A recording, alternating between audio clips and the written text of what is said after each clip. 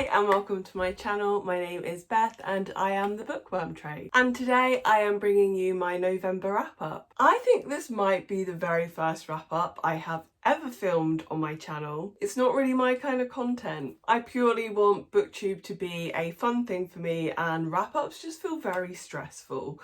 I feel like I need to have a lot of books to talk about.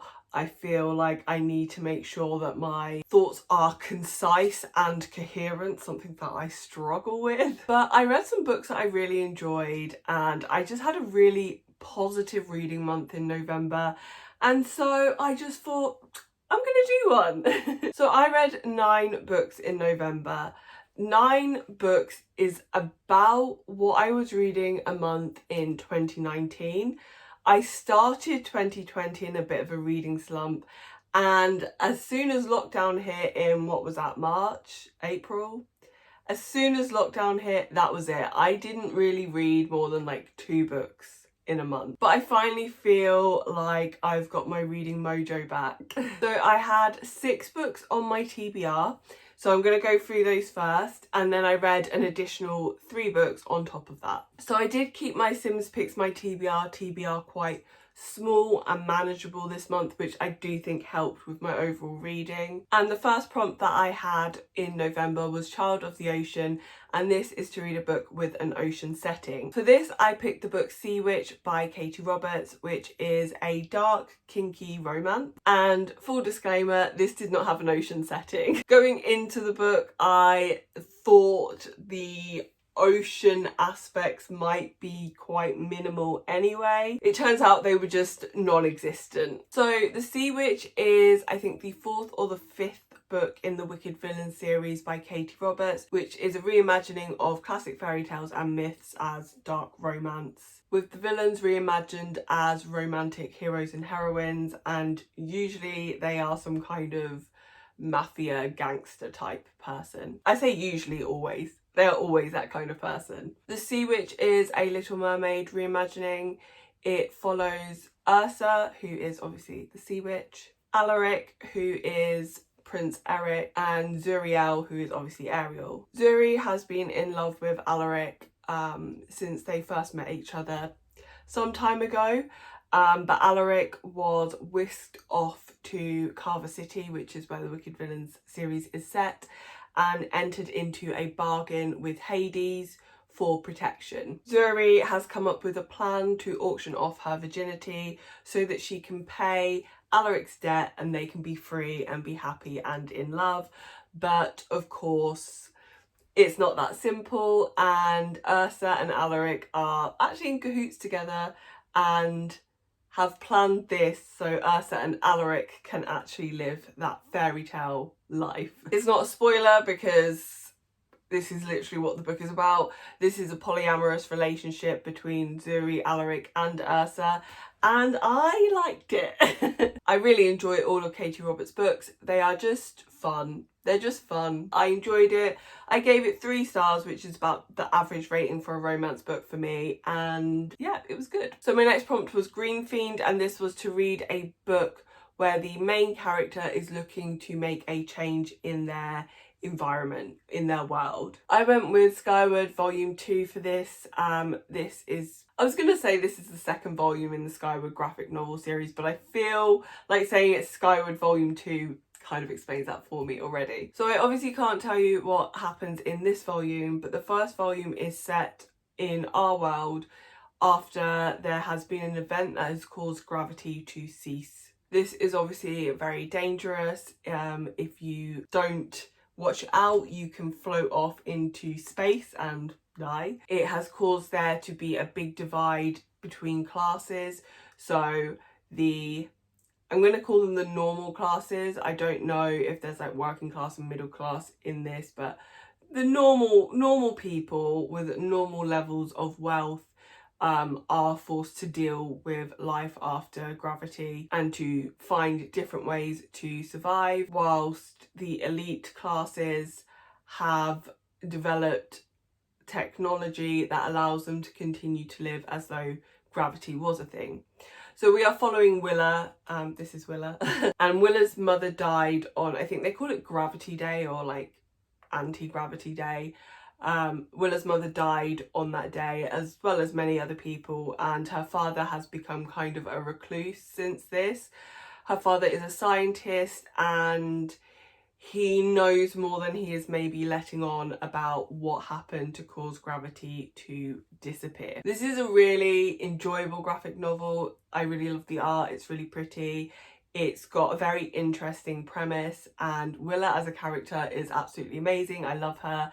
I really enjoyed this and I gave this 5 stars. So my next trait was lazy, and the prompt for this is just to read the first book that comes to mind. And the first book that came to mind was House of Salt and Sorrow, and I was concerned about this book. I'm not really enjoying YA fantasy so much anymore, and this is a YA fantasy, so I was a little bit worried that I wouldn't enjoy this book. However, it does contain a lot of things that I do like. So House of Salt and Sorrow is about a girl called Annalee who is the daughter of a Duke, and she was one of 12 children, 12 girls. But her family has been cursed and her sisters keep dying. Annalee begins to see some ghostly, creepy things, and her and her sisters and one of their friends, Fisher, find a magical door that leads them to these wonderful balls that they start going to every night.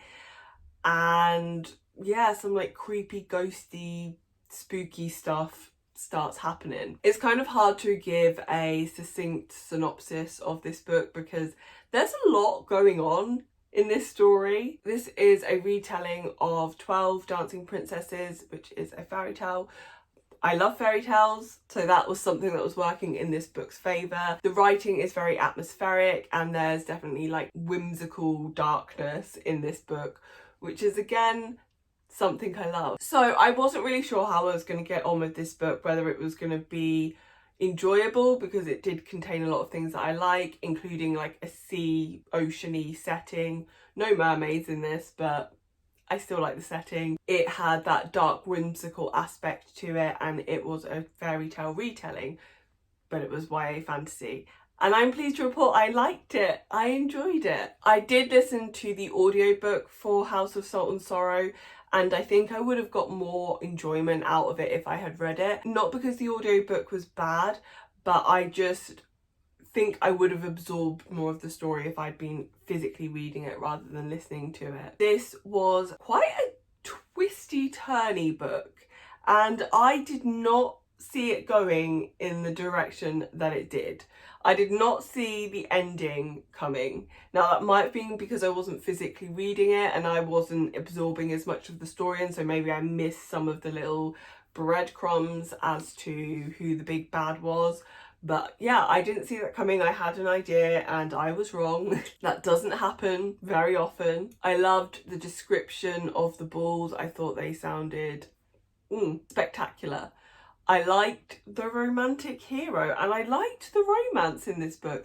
Again, something that I very rarely enjoy romance in YA books because it's often very cheesy. And I'm not saying that this wasn't cheesy, but I enjoyed it. I loved the family aspect to it. I loved the setting. I loved everything. I really loved everything.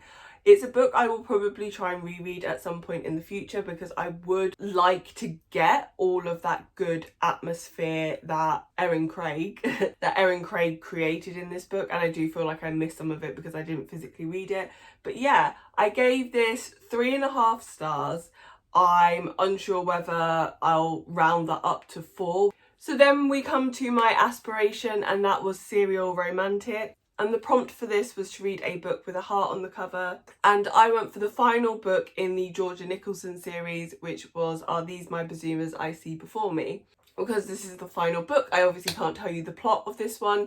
But overall, the Georgia Nicholson series, if you don't know, that's the Angus Thongs and Perfect Snogging series. This follows a girl called Georgia, who's a teenager in Britain in the early 2000s.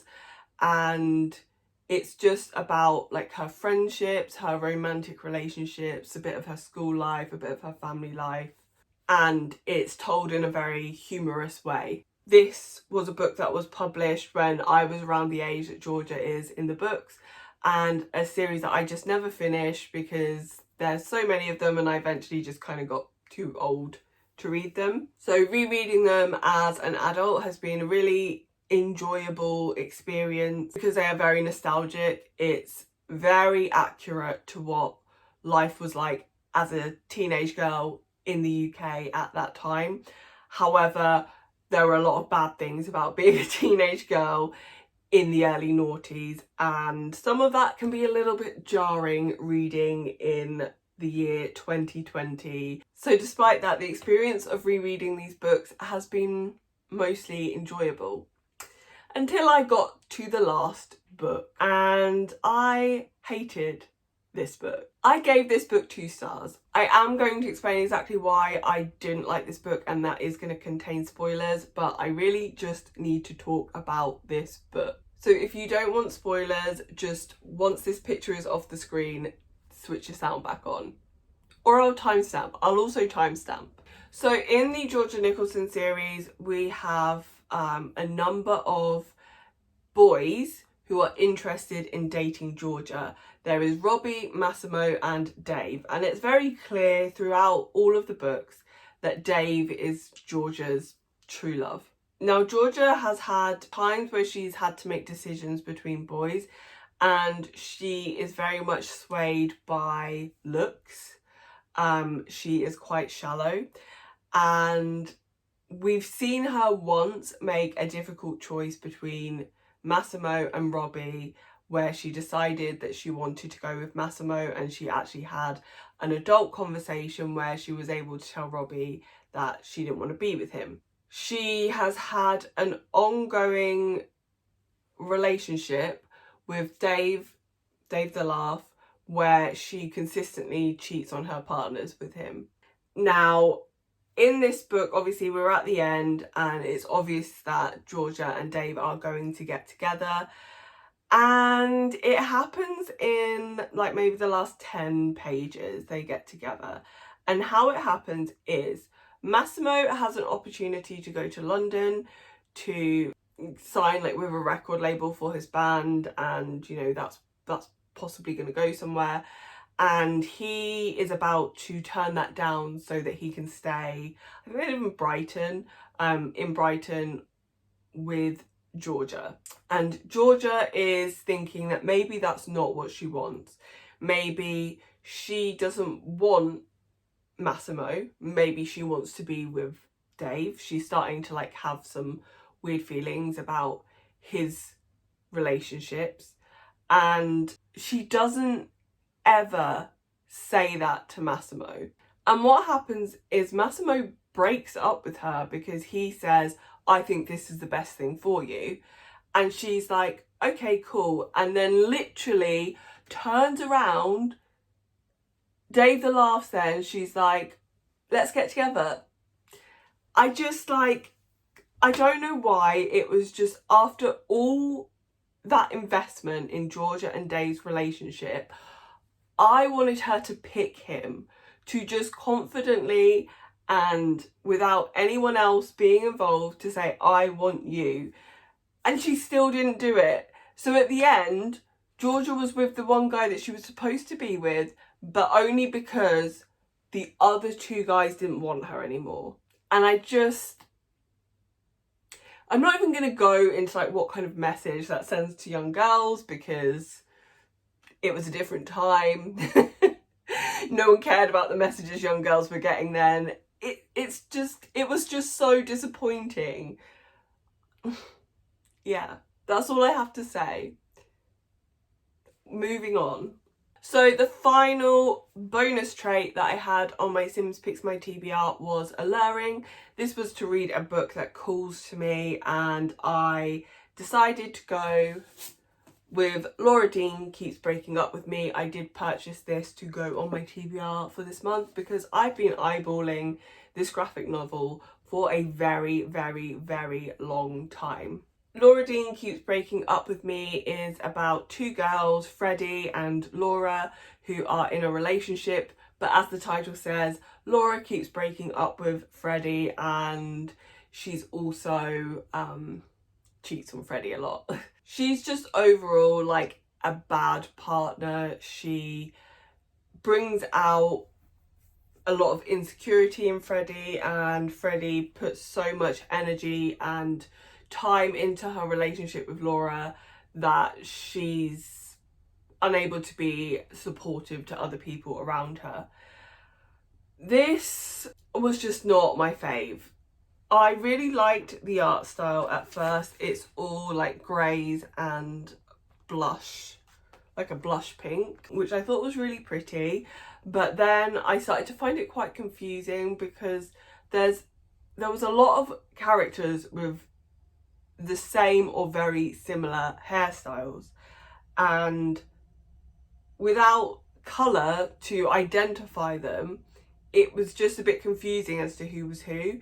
And there was like one scene where they were at a party, and in every image Laura was wearing a different top, and it was all just like, I was getting very confused, and I never really had that with a graphic novel before. I didn't love the art style of this graphic novel. I also just didn't really enjoy the story, and I honestly don't know how anyone could enjoy the story of Laura Dean keeps breaking up with me. It's not bad, but it's not enjoyable. And I don't mind books and stories that deal with these like kind of heavier topics where it's more true to life, and you know, in the real world, issues with our friends and our mental health and our relationships aren't like a quick fix. We don't just like wake up the next day and we're like, oh hey, I'm happy.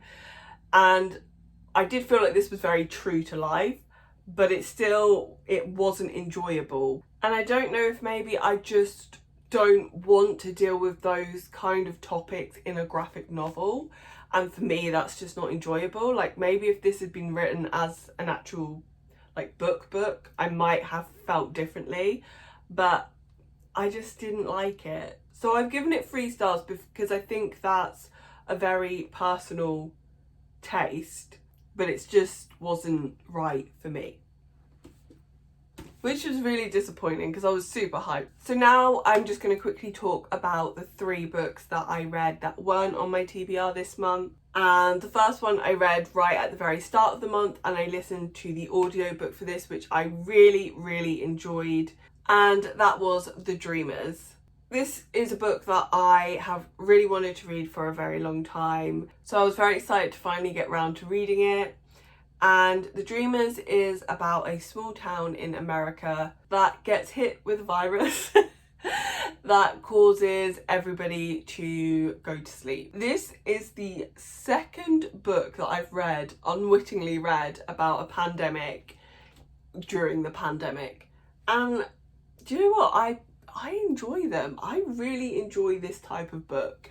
Weirdly, it doesn't make me feel any more stressed or worried about the situation, and I actually just find it like makes me feel like kind of good. I'm like, wow, it could be worse. So The Dreamers is about a sleeping pandemic that hits this small town in America, and it's just about all the different people in that town and the different ways that the pandemic is affecting them. So it's multiple points of view with a real diverse range of characters. We have like an older professor, we have a teenage couple, we have 2 girls, like 2 young girls, a couple that have just had their first baby. So there's lots of variety in the voices that we hear in this story, and they are people who get the virus, who are surrounded by people getting the virus, who are treating people with the virus. So it's a real like look at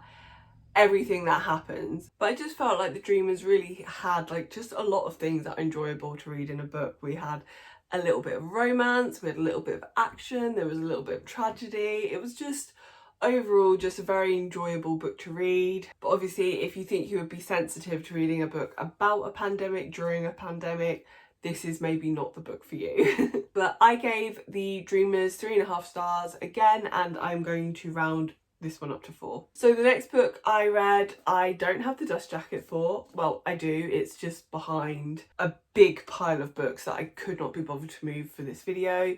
But this is The Midnight Library, and actually even the spine of this book is blank. So there, I'll prove it to you. It's The Midnight Library. Before I talk any more about this book, there are trigger warnings for suicide in this book, and also a death of a pet as well. I won't be talking about the death of a pet in this video, but I will probably talk a little bit more about the suicide, so that's just something to be aware of, and there will be timestamps for when I finish talking about this book in the description below. So The Midnight Library is about a woman named Nora who feels like she has failed in a lot of different things in her life, and is living with a huge amount of regret. A number of things happen in the opening of this book that cause Nora to attempt suicide. When Nora does this, she finds herself able to enter this place called the Midnight Library, and this is kind of a place between life and death, where Nora has the opportunity to live a new life. The library is full of books, and each book contains a different life that Nora could have led had she made a different decision at some point.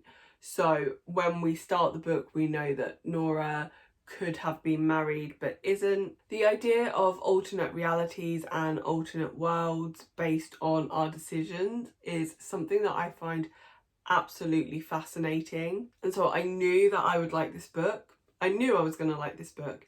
I did not realise that I would love this book. That was so cheesy. This is an easy 5-star for me. This was just phenomenal. It was definitely like a book that I feel like I needed to read. It really made me feel good. This is like not a twisty turny book. Everything is pretty much like as you expect it to be. It still just really resonated with me. I am someone who I have a lot of regret about my younger years and choices that I made because I wasn't in a great mental health space at that time, and where I could be now if my life had panned out differently or I'd made different decisions. Seeing someone work through that and get to the conclusion that I knew that they would get to was just something I needed to hear. One thing I will say is this book does start with Nora having a very pessimistic view on continuing life and doesn't believe life to be worth living anymore, and it does take some time for that opinion to change, so just be aware of that. I think this could be very dark and very triggering to people who aren't in the right frame of mind to read it. So if you are someone who has struggled with suicidal thoughts in the past, or struggle with mental health, or if suicide is in any way triggering for you at any level, I definitely would recommend reading through all the trigger warnings first, and getting a sense of the book more from what I'm saying, because I don't think I'm really explaining it very well, but I would definitely make sure you take a bit of time to know exactly what you're getting yourself into. I didn't do that, and I am someone who can be very triggered by mental health in books, so I was fortunate that this wasn't triggering for me, because if it had been, we would not be having a wrap up this month, because I wouldn't have read anything after this and I would just be in a bit of a funk right now. And the last book that I read, that I technically finished in December, but it was right at the start, so we're going to count in November's wrap up. This was Crescent City by Sarah J Maas, and I love this book. I DNF'd this book earlier this year. I just wasn't feeling it. I was enjoying it-ish, but I was just like, it's okay. It's an okay book. But I finished my TBR with enough time to mood read, so I was trying to pick what I wanted to read, and I think I was between like Mexican Gothic and Hollowpox. I think I was trying to pick between those two, and then I was just like, I'm just going to pick this up. This is just what I fancy reading today, and I devoured it. I think I read this in just over a week, which for me is impressive. So Crescent City, if you don't know, if you've been living under a rock this year and you haven't heard of this book, Crescent City is the latest book from Sarah J Maas. It is a paranormal romance but I think Sarah J Maas is without a doubt the best writer of paranormal romance, because she is able to write books that are still fantasy heavy and romance heavy. One isn't suffering because of the other, at least in my opinion. So this is set in a more contemporary fantasy setting. It's actually, I think, quite unusual. I haven't read a lot of books where they are set in a fantasy world, but the fantasy world has technology. So there are cars and phones and things like that. So in this book we follow a girl called Bryce, who is known as being this party girl. No one really takes her very seriously. So she is very surprised when she is asked to investigate a string of murders which are happening in the city that she lives.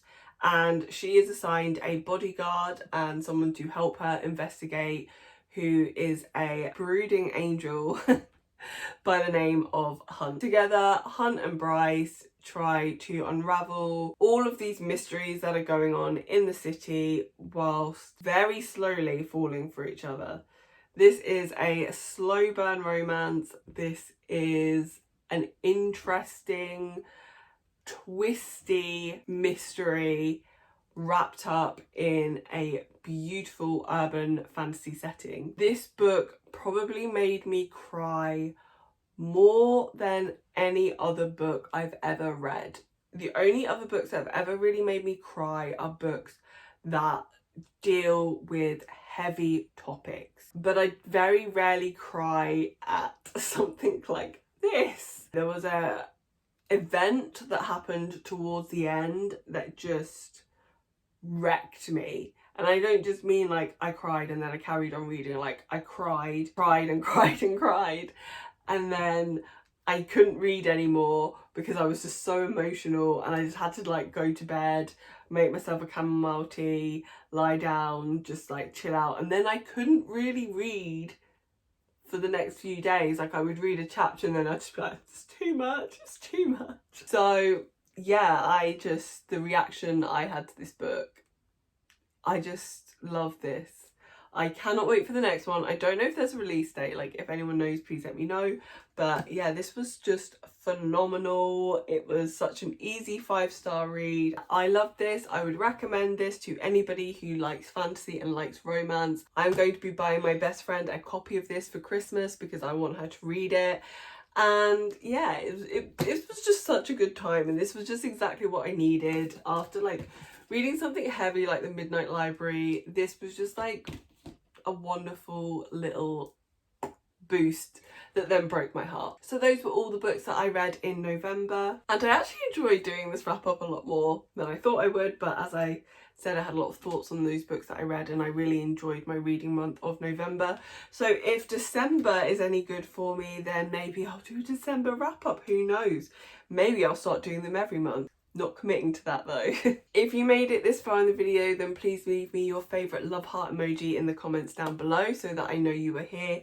Mine is the orange heart. And also let me know if you've read any of these books or you've got any recommendations for me. If you want to see more from me in the future, then please don't forget to like and subscribe, and hopefully you'll come back and see me in another video soon. Bye!